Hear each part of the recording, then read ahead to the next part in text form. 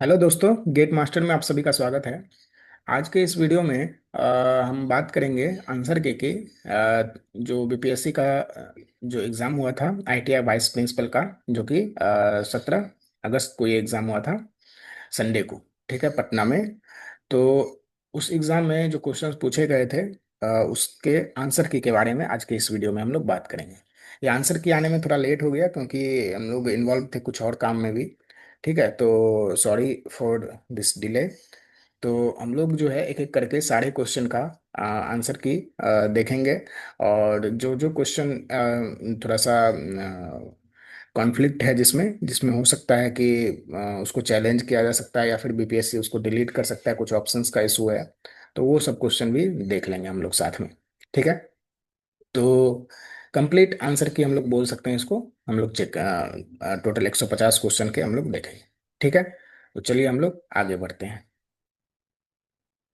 ये आपके सामने जो है इस एग्जाम का क्वेश्चन पेपर है। अगर आपको ये क्वेश्चन पेपर चाहिए तो आप गेट मास्टर का जो टेलीग्राम चैनल है वहाँ देख सकते हैं, या फिर गेट मास्टर का जो व्हाट्सएप अनाउंसमेंट ग्रुप है उसमें भी आप चेक कर सकते हैं, वहाँ आपको मिल जाएगा। ठीक है, तो चलिए देखते हैं हम लोग। सबसे पहले ये पैटर्न की बात करें तो 150 नंबर के क्वेश्चंस थे, टोटल 150 क्वेश्चन 150 नंबर के। टोटल टाइम जो है आपको 3 घंटे दिया गया था। ये एग्जाम जो है 12 बजे से 3 बजे तक था। ठीक है, तो ये टाइम है। और इसमें पार्ट वन और पार्ट टू, दो पार्ट में क्वेश्चन पेपर थे, जिसमें पार्ट वन में आपका जो जनरल इंजीनियरिंग साइंस है वो था, और पार्ट टू में जनरल एप्टीट्यूड था। ठीक है, जनरल एप्टीट्यूड में जनरल मैथमेटिक्स और रीजनिंग दोनों हो गया। ठीक है, तो ये बात है। और बाकी 1 से 100 तक जिसमें था 1 to 100 जनरल इंजीनियरिंग साइंस का, और बाकी 101 नंबर से 150 नंबर क्वेश्चन तक था जो था वो जनरल एप्टीट्यूड का था। ठीक है, सारे क्वेश्चन एक एक नंबर के थे। और बाकी इसमें अगर देखें तो यहाँ देखिए, यहाँ चेक कर सकते हैं कि अगर आप निगेटिव मार्किंग भी था यहाँ पे, हर रॉन्ग आंसर पे आपका 1/4 ऑफ मार्क निगेटिव है। ठीक है, यानी कि 0.25 मार्क्स जो है एक गलत आंसर पे आपका डिडक्ट हो जाएगा। ठीक है, तो ये सब पैटर्न है एग्जाम का। बाकी हम लोग क्वेश्चन पे चलिए हम लोग देखते हैं क्वेश्चन को। तो ये हम लोग इस वीडियो में सिर्फ आंसर की चेक करेंगे। और बाकी अगर किसी क्वेश्चन का आपको एक्सप्लेनेशन चाहिए तो आप हमें कमेंट बॉक्स में बताइए, हम उसका एक्सप्लेनेशन आपके साथ शेयर करने की कोशिश करेंगे। ठीक है, चलिए। तो फर्स्ट क्वेश्चन है, जैसे प्लेनर सिस्टम है उसमें कितना नेसेसरी एंड सफिशिएंट कंडीशन होता है इक्विलिब्रियम का, तो 3 होता है। ठीक है, इसका आंसर 1 हो गया। ठीक है, सेकंड क्वेश्चन की बात करें तो यही सेम है, वो स्पेस बॉडी के लिए, तो 6 हो जाएगा ये। थर्ड है, दो फोर्स अगर राइट एंगल पे 90 डिग्री पे है तो उसका रिजल्टेंट क्या हो जाएगा, √2r हो जाएगा। ठीक है, फोर्थ क्वेश्चन है, बोल रहा है मिनिमम पोटेंशियल एनर्जी कब होता है, तब जब स्टेबल इक्विलिब्रियम में होता है बॉडी तब। ठीक है, उसके बाद नेक्स्ट क्वेश्चन है कि एक सर्कुलर डिस्क है, रेडियस r और मास m है, तो उसका मोमेंट ऑफ इनर्शिया क्या हो जाएगा, तो mr²/4 हो जाएगा। ठीक है, और प्रोजेक्टाइल मोशन में जो मैक्सिमम रेंज होता है वो कितने डिग्री पर होता है, वो 45 डिग्री पर होता है। ठीक है, 1 न्यूटन में कितना डाइन होता है, तो 10⁵ डाइन होता है। ठीक है, फिर एट्थ क्वेश्चन है कि स्लाइड नीचे की तरफ बॉडी आ रहा है तो उस पर कितना आपका अल्फा प्लेन का एंगल अल्फा है, तो body slide on inclined plane surface when alpha with horizontal is given by. यहाँ पे देखिए, इसमें जो है एक बॉडी में क्या होता है, यहाँ पे एक्सेलरेशन पूछना चाहिए। ठीक है, तो यहाँ पे क्लियरली ये डिफाइन नहीं किया गया है। ठीक है, कि क्या पूछा जा रहा है, when a body slides down an incline plane surface. ठीक है, यहाँ तक तो ठीक है, विथ एन एंगल अल्फा यहाँ तक ठीक है, with horizontal plane is given by what, मतलब क्या चीज के बारे में पूछ रहे हो। ठीक है, तो यहाँ पे इसको मेंशन करना चाहिए कि वो एक्सेलरेशन क्या होगा। ठीक है, तो वो कितने एक्सेलरेशन से वो नीचे आएगा। ठीक है, तो वो यहाँ पे पूछना चाहिए। तो यहाँ पे अगर ये पूछा है तो इसका आंसर है जी साइन अल्फा। बट ये क्वेश्चन का लैंग्वेज में थोड़ा सा इशू है, तो इसको भी आप कंसिडर किया जा सकता है कि ये क्वेश्चन में भी रिजेक्ट हो। ठीक है, बट ऑप्शन के अकॉर्डिंग अगर हम चलें तो ऑप्शन से ये पता लगाया जा सकता है कि ये क्वेश्चन में क्या पूछा जा रहा है। ठीक है, तो ये बात है, यहाँ से आप लोग ये अंदाजा लगा सकते हैं। तो इसीलिए ये जी साइन अल्फा हो सकता है इसको कैंसिल नहीं भी करे, बट जी साइन अल्फा इसका सही आंसर मान करके चलेंगे हम लोग। ठीक है, नाइन्थ क्वेश्चन की बात करें तो नाइन्थ क्वेश्चन जो है बोल रहा है कि 1,000 kg मूविंग, 1,000 kg का वो बॉडी है, 10 मीटर पर सेकंड से मूव कर रहा है, magnitude of constant force 500 Newton है, तो पावर कितना होगा। तो पावर अगर देखें तो ये सीधा आपको मल्टीप्लाई कर दीजिए, तो ये हो जाएगा आपका 5,000 वाट। ठीक है। इस क्वेश्चन में भी प्रॉब्लम है। देखिए इस क्वेश्चन में ये पूछ रहा है कि पोटेंशियल एनर्जी, ठीक है, कितना है बॉडी का, वेट है उसका 1,000 न्यूटन और हाइट है 10 मीटर पे। मतलब तो डायरेक्ट पोटेंशियल एनर्जी का फॉर्मूला होता है mgh, तो mg दिया हुआ है यहाँ पे 1,000 और 10 मीटर हाइट दिया हुआ है, तो डायरेक्ट दोनों को मल्टीप्लाई करेंगे तो 10,000 आ जाएगा, 10,000 जूल। तो यानी कि 10 किलो जूल आएगा, बट 10 किलो जूल कहीं भी ऑप्शन में नहीं है। ठीक है। तो ये इसका जो है ये क्वेश्चन में कोई ऑप्शन ही नहीं है वैसा, तो इसका सही सही आंसर क्या हो जाएगा, 10 किलो जूल। बट ये क्वेश्चन जो है पक्का जो है इसको रिजेक्ट करना ही पड़ेगा, मतलब कैंसिल करना ही पड़ेगा बीपीएससी को। ठीक है। चलिए नेक्स्ट क्वेश्चन हम देखते हैं। बोल रहा है वेल कंडीशन ट्रायंगल में कोई भी एंगल किससे छोटा नहीं होना चाहिए, यानी कम से कम एंगल का वैल्यू कितना होना चाहिए। तो आपको पता होगा कि वेल कंडीशन ट्रायंगल में जो एंगल का वैल्यू होता है 30 से 120 डिग्री के बीच में होता है, तो मिनिमम कितना हो गया 30 डिग्री, 30 डिग्री से कम एंगल नहीं हो सकता है वेल कंडीशन ट्रायंगल में।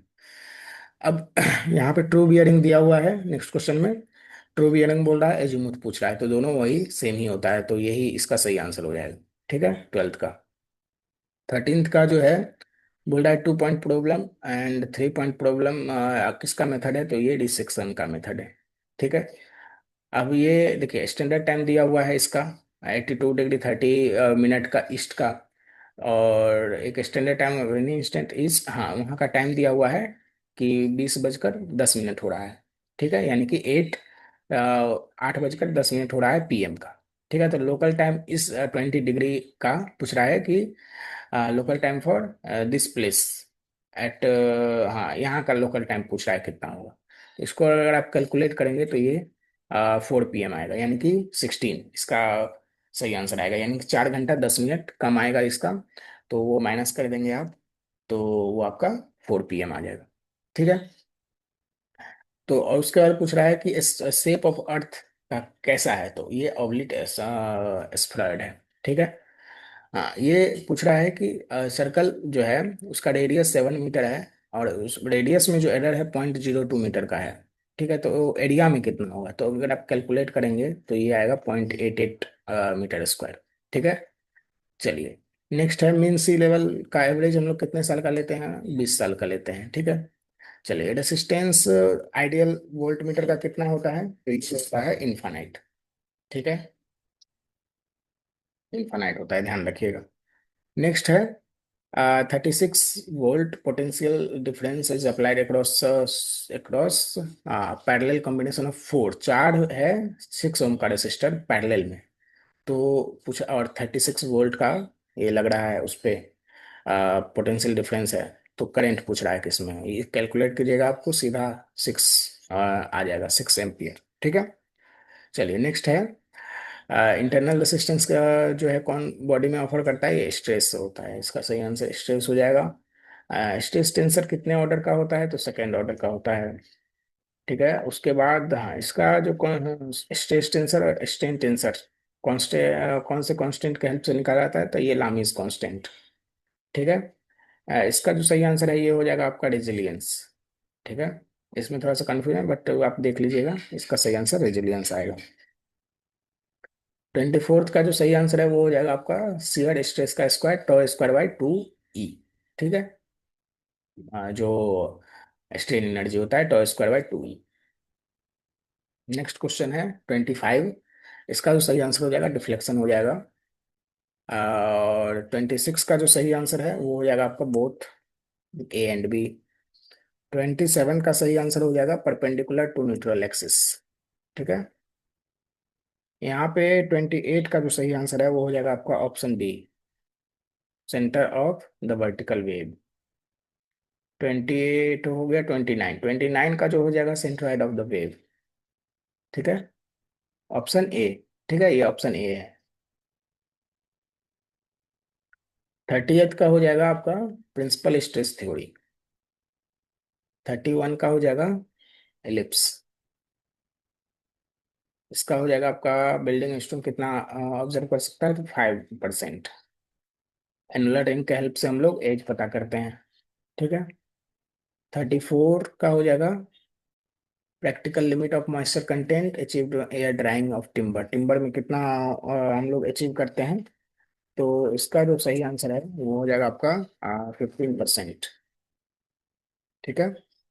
चलिए 35 का हो जाएगा, crushing strength first class brick का 10.5 newton per metre square, mm square.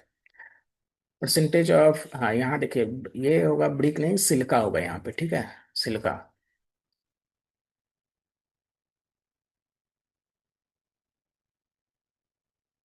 Silica, silica यहाँ पे होना चाहिए। Percentage of silica in good brick worth, ये जो लाई करता है, ये लाई करता है आपका 50 से 60%। ठीक है, तो इसको भी आप कंसीडर कर सकते हैं लैंग्वेज के कारण। ठीक है, तो यहाँ सिलिका होगा।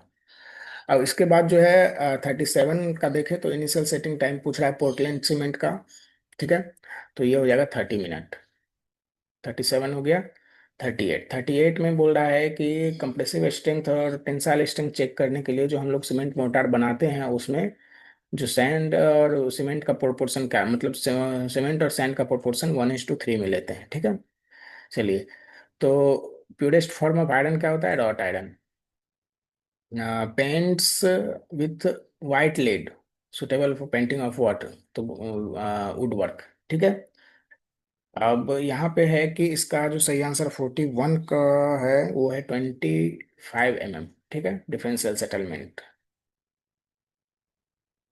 हाँ, ये स्टैंडर्ड कंसिस्टेंसी पी है। तो कितना हम लोग इनिशियल सेटिंग टाइम के लिए कितना लेते हैं, 0.85 P.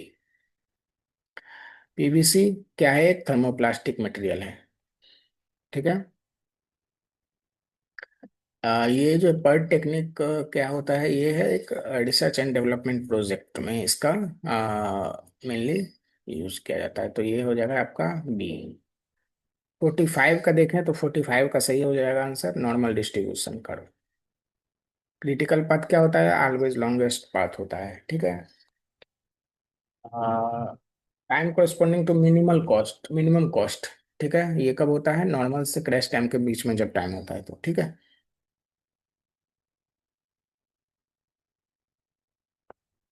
Direct cost of project normal time में कितना होता है, मिनिमम होता है।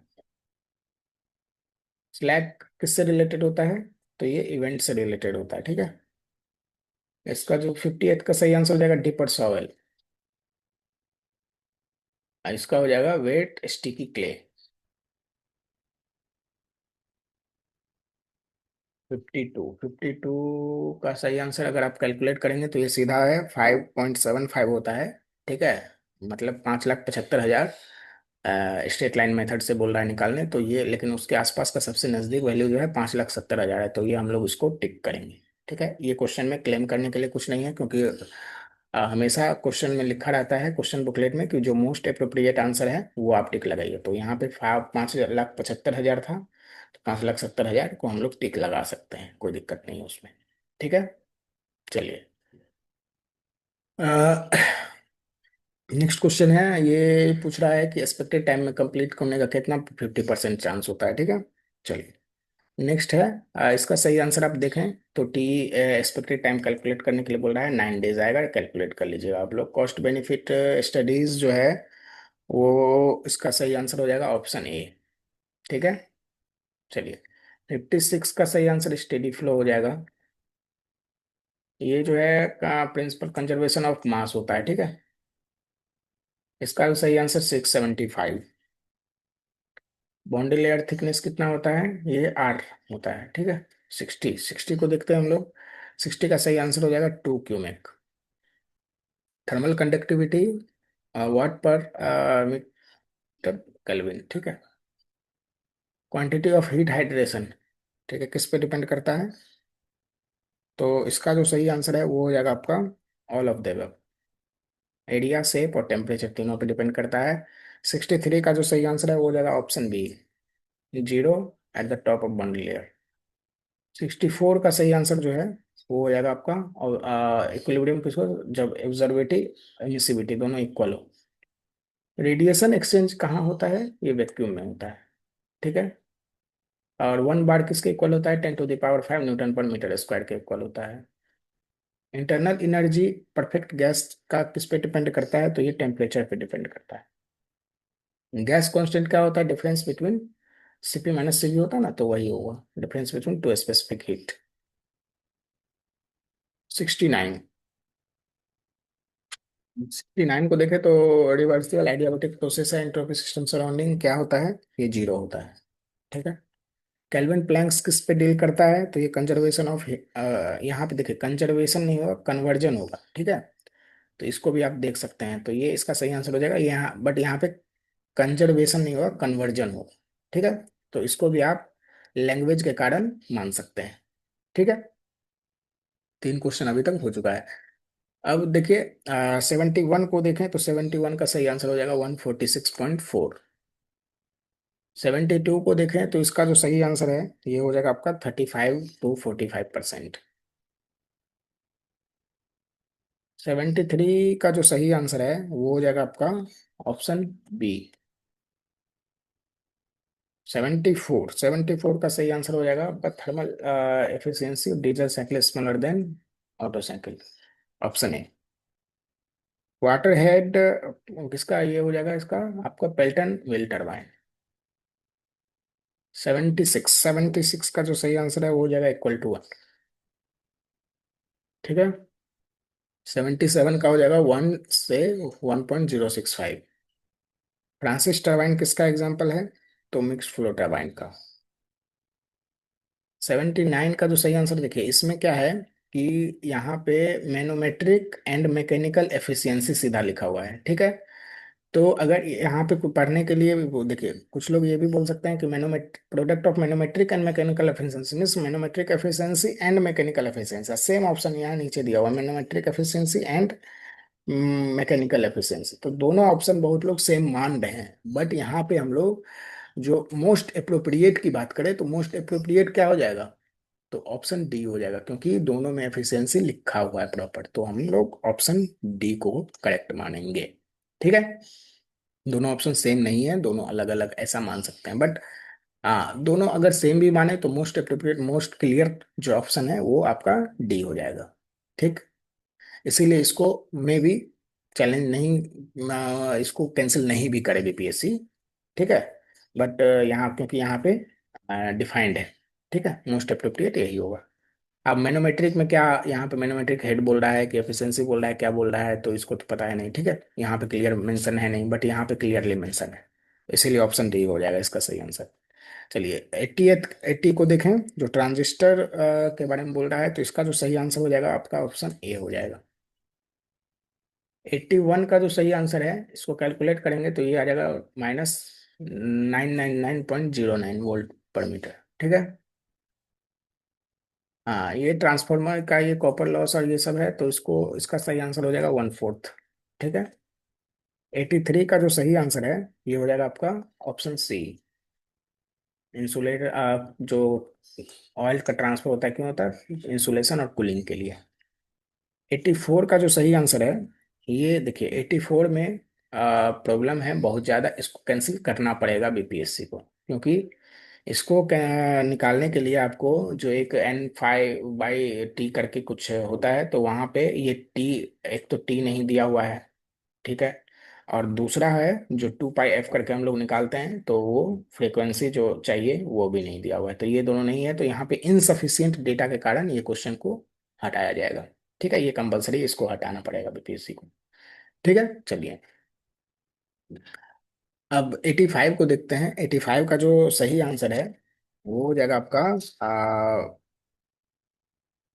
Reluctance torque. ठीक है। 86 का सही आंसर जो है वो हो जाएगा आपका 2E, V = 2E।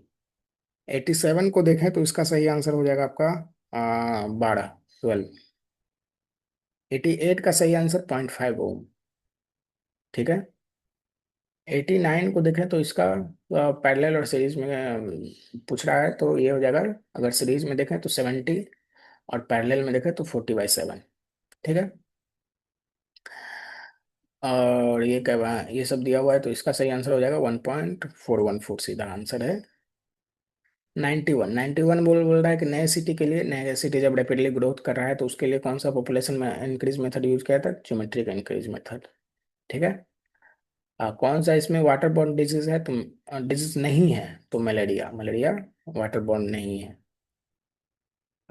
पीएच, कौन सा पीएच जो है रिप्रेजेंट करता है स्ट्रॉन्ग एसिड को? स्ट्रॉन्ग एसिड मींस पीएच 7 से कम।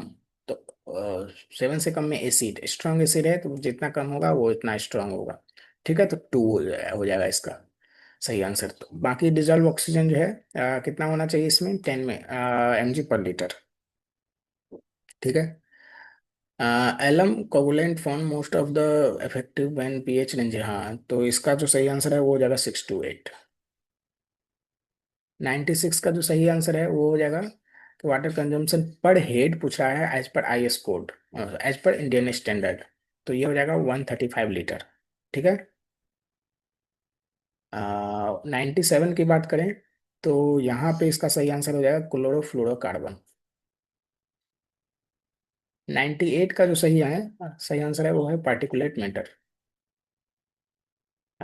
हाइट ऑफ चिमनी का सही आंसर जो हो जाएगा 42 मीटर हो जाएगा। रिंगलमन स्केल किसके लिए यूज किया जाता है? तो ये किया जाता है स्मोक के डेंसिटी को मेजर करने के लिए। ठीक है। तो ये जो है टोटल 100 क्वेश्चन जो पार्ट 1 में जनरल इंजीनियरिंग साइंस के थे वो हमने उसको देख लिया। अब बढ़ते हैं हम लोग सेकेंड पार्ट की तरफ, पार्ट 2 की तरफ, जिसमें हम लोग जनरल एप्टीट्यूड का जो 50 क्वेश्चन है उसको हम लोग देखते हैं। ठीक है। तो ये 101 जो है फर्स्ट क्वेश्चन इसका है। इसका जो सही आंसर अगर आप कैलकुलेट करेंगे तो ये आएगा 36। ठीक है। किसी का एक्सप्लेनेशन चाहिए तो आप हमें बताइए, हम आपको एक्सप्लेनेशन शेयर करने की कोशिश करेंगे। ठीक है। चलिए 102 का आंसर देखते हैं, ये हो जाएगा सम फ्रूट्स आर पपायास, इसका सही आंसर हो जाएगा ऑप्शन बी। 103 का जो सही आंसर है वो हो जाएगा कजन। ठीक है। 104 का जो सही आंसर है वो हो जाएगा आपका ई। 105 का सही आंसर जो है 237 हो जाएगा। 106 का सही आंसर 6.25। 107 का जो सही आंसर है वो हो जाएगा आपका 2। इनका ऑर्डर पूछा है ना, ठीक है, तो ऑर्डर पूछेगा तो 2, अगर क्वांटिटी पूछता है तो वो 100 होगा। ठीक है। यहाँ पे 108 का जो सही आंसर है वो हो जाएगा आपका 130। 109 का सही answer B-A is less than और इक्वल टू 15। 110 का जो है ये हो जाएगा आपका 125। ठीक। 111 का जो सही आंसर है वो हो जाएगा जेड। 112 का ऑप्शन डी। 113 का यूएसयू। इसका जो सही आंसर है वो हो जाएगा आपका 13। 15 का हो जाएगा TDT, ऑप्शन ए। 116 का जो हो जाएगा ये हो जाएगा अमन।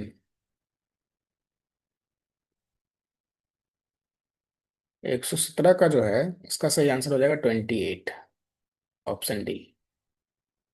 118 का जो है ये हो जाएगा, सबसे डिविजिबल होगा ये, तो इसका सही आंसर 7, 11, 13, तीनों हो जाएगा।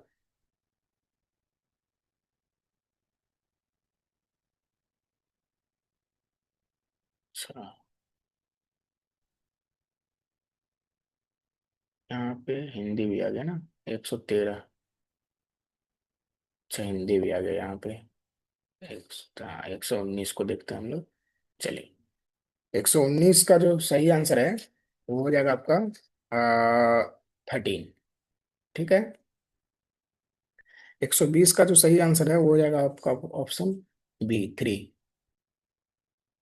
अब ये पैराग्राफ पे क्वेश्चन पूछा गया था, तो यहाँ पे देख लीजिएगा, एप एस और टी रिलेटेड टू, देखिए टी के बारे में लिखा हुआ है कि T is not male, neither also a wife of a professional.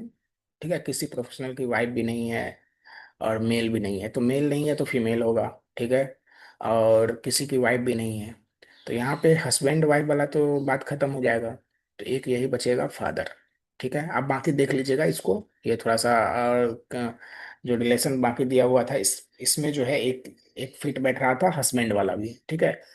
तो मे बी ये थोड़ा सा जो भी आपको ठीक लगे आप देख लीजिएगा इसको। बाकी क्योंकि यहाँ पे इस सेंटेंस के कारण ये हस्बैंड वाला रिलेशन नहीं होगा मे बी, बट तो फादर वाला होगा, बट आप लोग देख लीजिएगा क्या होगा, इसमें थोड़ा सा कंफ्यूजन है। ठीक है, बाकी में जो है देखिए, फीमेल कौन कौन है, तो टी और पी दोनों फीमेल है। और टीचर की वाइफ कौन है, तो टीचर की वाइफ क्यू है। ठीक है। और बाकी 24 की बात करें तो इसका जो सही आंसर है वो है FLQ, ऑप्शन डी। 25 की बात करें तो इसका सही आंसर ऑप्शन बी हो जाएगा, P+Q इज डिविजिबल बाई 10। जैसे ये जरूरत नहीं है कि ये सही होगा। ठीक है। 26 की बात करें तो 26 का सही आंसर हो जाएगा ऑप्शन बी। 27 का सही आंसर हो जाएगा ये। इसमें भी थोड़ा सा इशू है, देखिए यहाँ पे लिखा हुआ है नोट ऑल सेम। ठीक है। नोट ऑल सेम में अगर इसके अकॉर्डिंग चलें तो नोट ऑल सेम का मतलब होता है कि कोई भी नोट ऑल सेम, अगर हिंदी में देखें तो ये होता है कि सारे बराबर नहीं होने चाहिए, सब के सब बराबर नहीं होने चाहिए। बट यहाँ पे चार नंबर है, तो चारों बराबर, इसका मतलब ये हो कि चारों बराबर नहीं हो, नॉट ऑल सेम मतलब चारों बराबर नहीं होने चाहिए। अगर उस हिसाब से देखें तो इसमें तीन को इक्वल कर दीजिए और एक को अलग कर दीजिए। जैसे ये अगर 9 आ गया, ठीक है, ये A9 B9 और C9, ये तीनों को 9 अगर ले लें और इसको 8 ले लें, ठीक है, तो अगर उस हिसाब से देखें तो ये आपका ऑप्शन डी इसका सही आंसर हो जाएगा। बट अगर यहाँ पे जो है नोट ऑल सेम का बहुत लोग ये भी मीनिंग निकालते हैं कि कोई भी बराबर नहीं होना चाहिए। ठीक है, नो वन सेम। ठीक है, नो वन मतलब कोई भी बराबर नहीं होना चाहिए। ठीक है। तो अगर उस हिसाब से देखें तो ये देख सकते हैं कि 9 + 6 कर सकते हैं, कि यानी कि एडिशन मैक्सिमम करके हम लोग मल्टीप्लाई करते हैं, तो 8 + 7 इधर कर दिए हैं। ठीक है, 8 + 7 तो इधर करें तो 15 × 15 यानी कि 215 इसका सही आंसर हो जाएगा। ठीक है। तो क्या सोच रहा है इसका सेंटेंस का मतलब ये लाइन का नोट ऑल सेम का मीनिंग जो समझते हैं सामने वाले उसके अकॉर्डिंग आप आंसर निकाल सकते हैं। तो मेरे ख्याल से जो है यहाँ पे नोट ऑल सेम लिखा हुआ है, तो इसके अकॉर्डिंग जो है हमारा ये तो एक है ही और ये भी एक है, तो लेकिन जहाँ तक मैथमेटिक्स की बात करें तो नोट ऑल सेम का मीनिंग जो हम लोग लेते हैं वो लेते हैं कि कोई भी बराबर नहीं होना चाहिए, मतलब चारों अलग अलग होना चाहिए। तो चारों अलग अलग अगर लेंगे तो हम इसको सेटिस्फाई करना पड़ेगा हमें। तो इसको सेटिस्फाई करेंगे तो हमारा सही आंसर 225 आना चाहिए। और यहाँ पे ग्रेटेस्ट वैल्यू भी लिखा हुआ है। ठीक है, तो ग्रेटेस्ट वैल्यू के कारण भी थोड़ा सा इशू आता है, बट इस दोनों में इशू आता है। ठीक है। तो इसीलिए यहाँ पे इसीलिए हम लोग क्या करेंगे, यहाँ पे अलग अलग सबको अलग अलग लेकर के चलेंगे। तो अलग अलग लेकर के चलेंगे तो ये 9 + 6 8 + 7 करके हम लोग 225 इसका सही आंसर निकाल सकते हैं। ठीक है, तो इसको भी देख लीजिएगा आप लोग। चलिए, 127 हो गया। 128 की बात करें तो ये सब सिंपल क्वेश्चन था। यहाँ पे इसका सही आंसर हो जाएगा 30। ठीक है। और 129 का जो सही आंसर 27 हो जाएगा। 130 का सही आंसर 3 हो जाएगा। 131 का सही आंसर 22 हो जाएगा।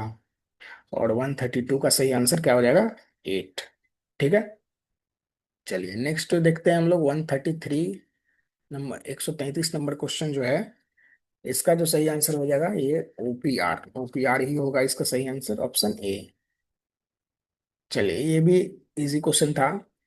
यहाँ पे 134 का एंगल आप कैलकुलेट करेंगे 126 डिग्री आएगा। राइस का, राइस में कितना परसेंट है, 35%, तो 35% का आपको 360 डिग्री का 35/100 करना है। तो आप देखेंगे 126 आ जाएगा सही आंसर आपको। बाकी अगर इसका टोटल सेल 1200 दिया हुआ है तो पास्ता का कितना सेल होगा, तो पास्ता यहाँ से कितना दे रहे हैं, कितना है पास्ता, 20%, तो 1200 का 20% आप निकाल लीजिए, 1200 बट्टा मतलब 5 करके। ठीक है, तो 240 आ जाएगा ये। 136 का है कि डिफरेंस पूछ रहा है सेंट्रल एंगल और फ्लोर एंड शुगर का। फ्लोर एंड शुगर फ्लोर है 40 और शुगर है 35, तो दोनों का डिफरेंस, शुगर है 5, दोनों का डिफरेंस हो जाएगा 35, तो 35 मतलब वही राइस के बराबर हो जाएगा 126 डिग्री।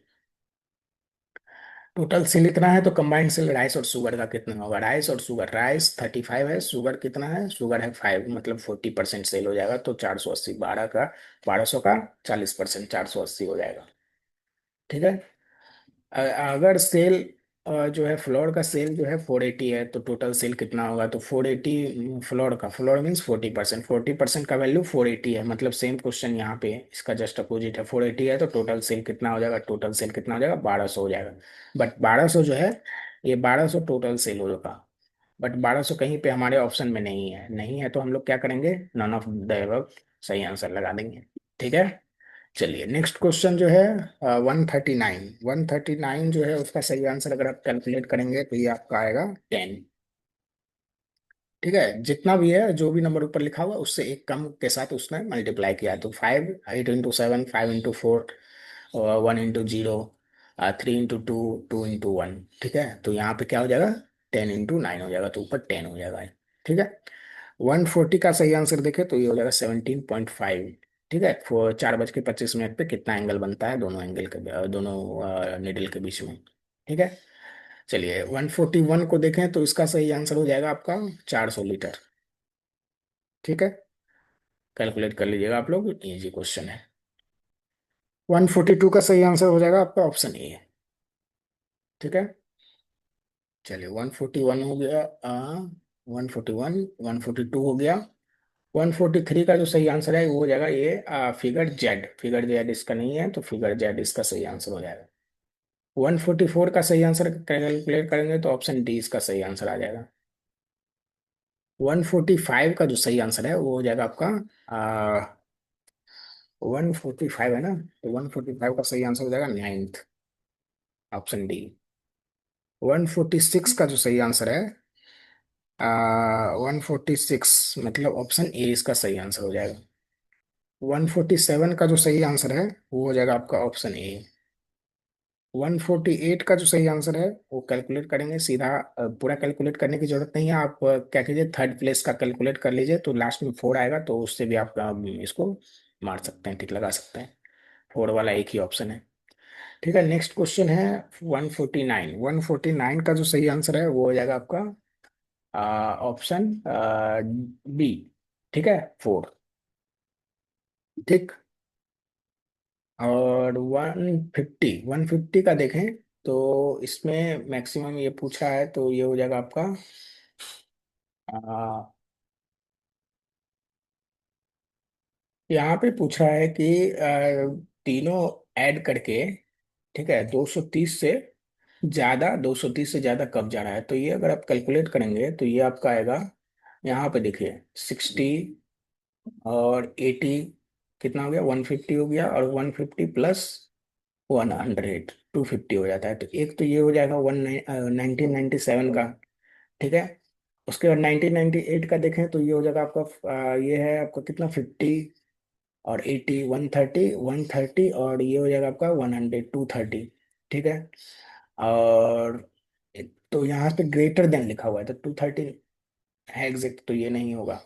तो 197, 1997 पे तो हो ही रहा है, बाकी 1999 में देखें तो ये होगा 100, 120, 220 हो जाएगा, और 220 और 140, यानी कि 360 हो जाएगा, तो ये हो जाएगा, यानी कि 1997 और 1999, 1997, 1999, ये हो जाएगा आपका ऑप्शन बी इसका सही आंसर। ठीक है। तो इस तरह से हमने टोटल जो 150 क्वेश्चन थे आपके, उसका सही आंसर हमने आपके साथ रख दिया है। बाकी इसमें किसी भी क्वेश्चन में अगर किसी तरह का कोई डाउट हो तो आप हमें कमेंट बॉक्स में जो है बताइए, और किसी क्वेश्चन का अगर एक्सप्लेनेशन भी चाहिए तो वो आप हमें बताइए। ठीक है। उम्मीद करते हैं वीडियो आपके लिए बहुत ही हेल्पफुल होगा, अगर ऐसा है तो प्लीज़ वीडियो को लाइक कीजिए, सारे जितने भी दोस्त हैं और उसके साथ इस वीडियो को शेयर कर दीजिए, और जो भी इसके जो हमने सर्कल किया, जो भी क्वेश्चन को जो हो सकता है लैंग्वेज के कारण या किसी और रीजन के कारण इसको कैंसिल करना पड़े, तो वो भी आप देख लीजिएगा। ठीक है। तो आज के लिए इतना ही। वीडियो में बाकी मिलते हैं हम लोग नेक्स्ट वीडियो में, जिसमें हम लोग और भी किसी भी एग्जाम से रिलेटेड हो, या फिर इसका कट ऑफ के बारे में भी हमें बात करना है, तो नेक्स्ट वीडियो में हम लोग उसके बारे में बात करें। ठीक है। तो आज के लिए इतना ही। Thank you so much.